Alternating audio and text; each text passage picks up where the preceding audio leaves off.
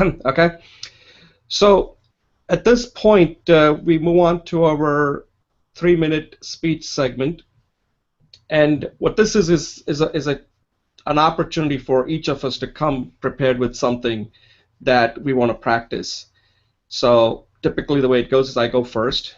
And so I'm going to tell you a little brief thing that occurred this week that you may find interesting. So I have a daughter who's like 22, and then I have a son who is a teenager. He just became a teenager, and it's so difficult for me to get him to go out and do exercise. And on weekends, I usually go for a walk to a park nearby, which is about 3.5 miles. And my wife always tells me, take my son with me, and my son doesn't want to come. He's just like, no, I'm not going. And then my wife will scream at him, and he finally relents, and then I have to take him. Now, he has no interest in going for a walk with me, but he has to come because otherwise, he doesn't want his mom getting mad at him. And it's been a pain and then it creates a little friction between me and my wife because I don't want to wait for him. I just want to go for my walk, be done with, and my wife says, no, you can't go till he comes with you. So I'm now stuck. So I'm mad, he's mad, everybody's mad. Okay. So then this week, what happened was my son is in a marching band, and it's getting colder here now. And he needs an underlayer just so he can keep warm, different layers. So they recommended, the teacher, his band director said that most of the kids are wearing the Under Armour garment. Under Armour is a company here. And so I went to a Sports Authority nearby, and I went and purchased a top and the bottom. So we came home, and he tried it on, and he really liked it. He just like, oh my God, this feels so good. I really like it.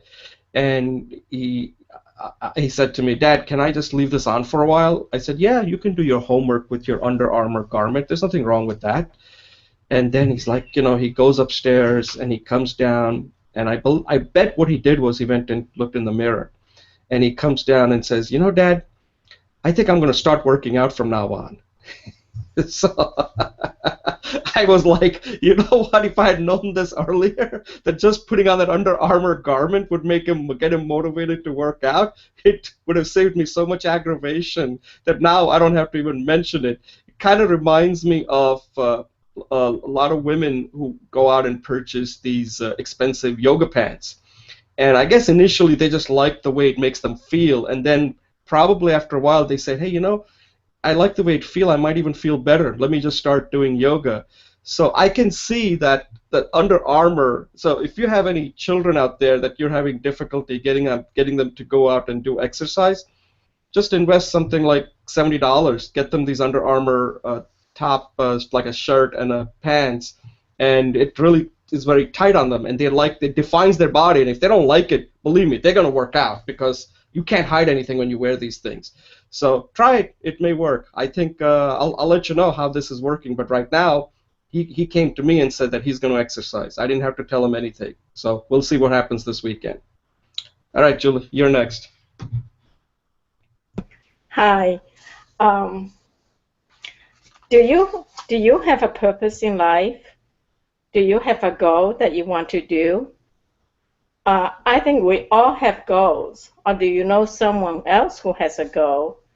And then can you imagine achieving that goal without speaking or talking or communicating about it?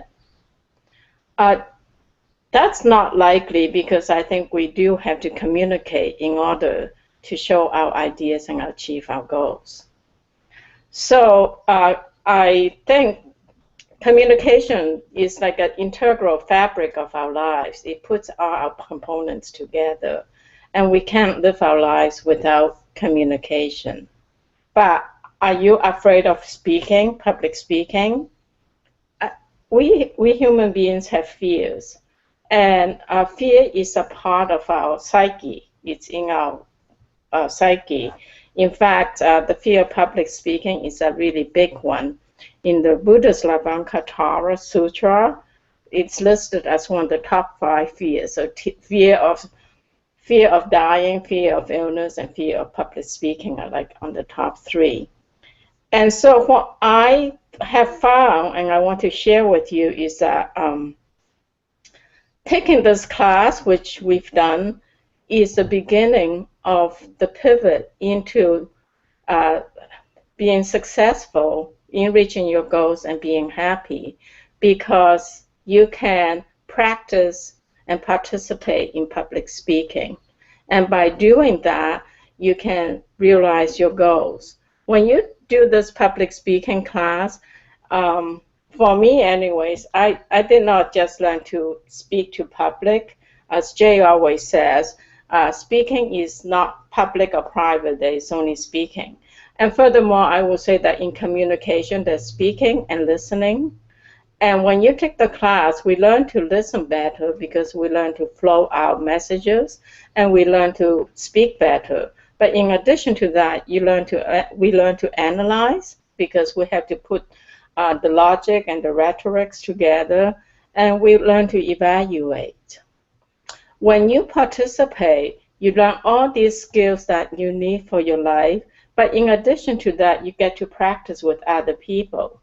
So social skills such as working in a team are there. I know one woman who cannot even go out for a job interview because she cannot breathe. And so her fear was so enormous that she could not live her life. She could not find a job. We share some of the basic skills with her. One is to breathe. And the second one is just to breathe. So that helps with anxiety, not just the anxiety of speaking in public, any anxiety. The other thing was to take a power pose, which you saw me do earlier.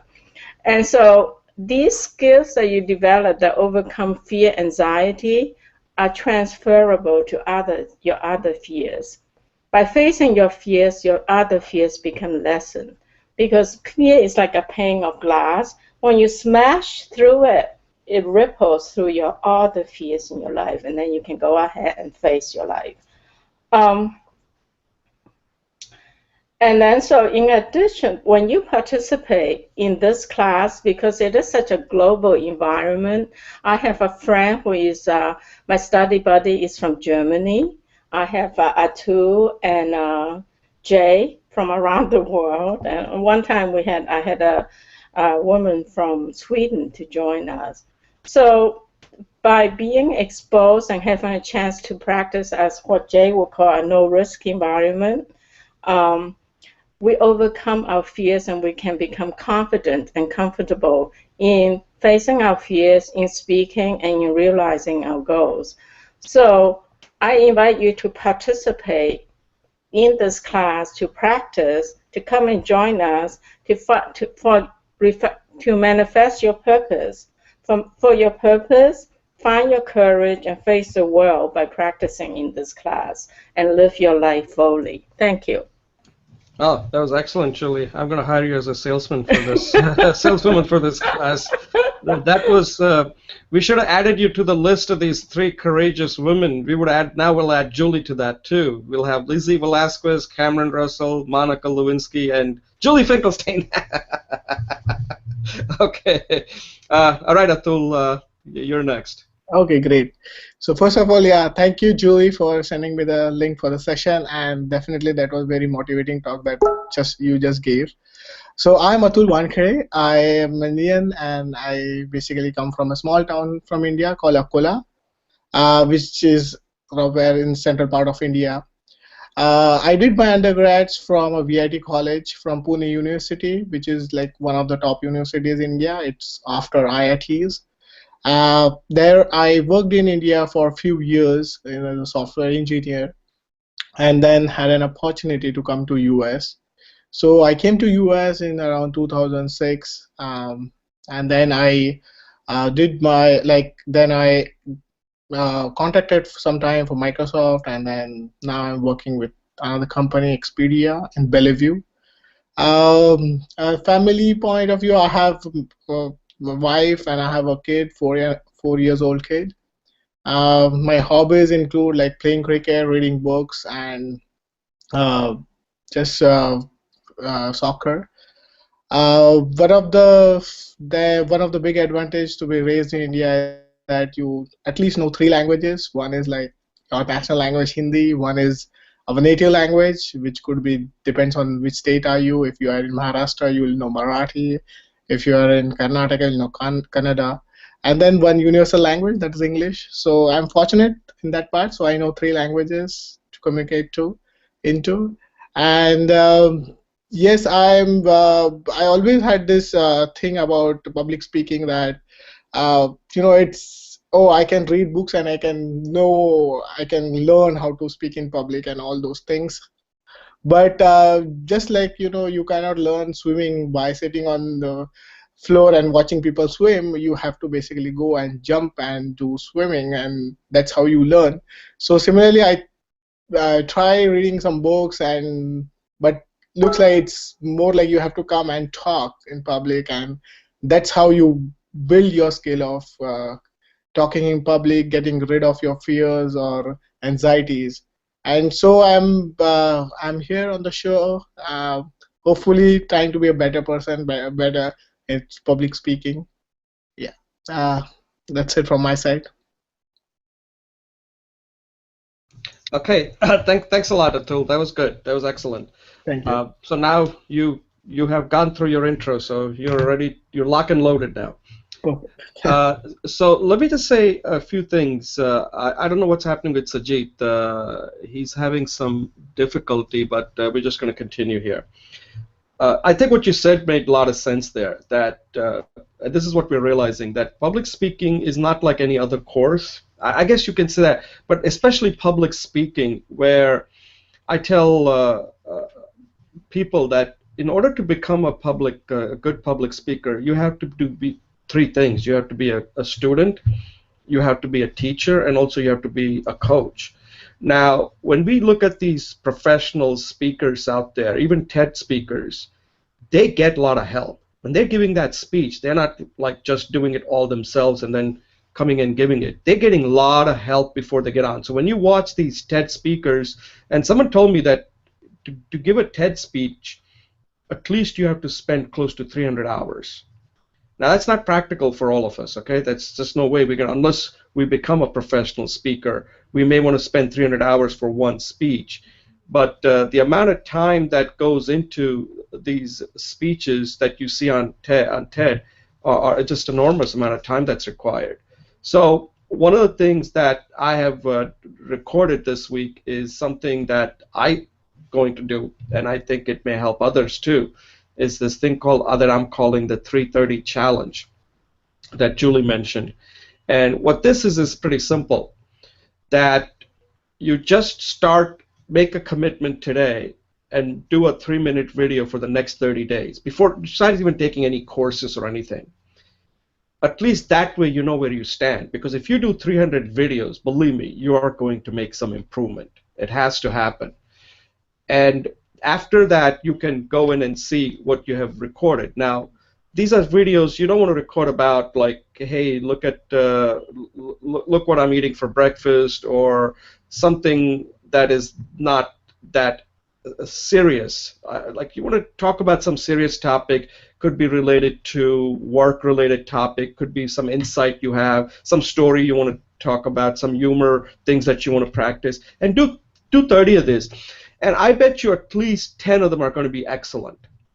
The other 10 could be good, and the other 10 are going to be bad, okay? And if you can get 10 of them that are excellent, and this is going to happen after you do 30, you'll find out that you'll be surprised that 10 of them are going to be really, really good. Like Julie just gave a talk just now about motivating people to participate.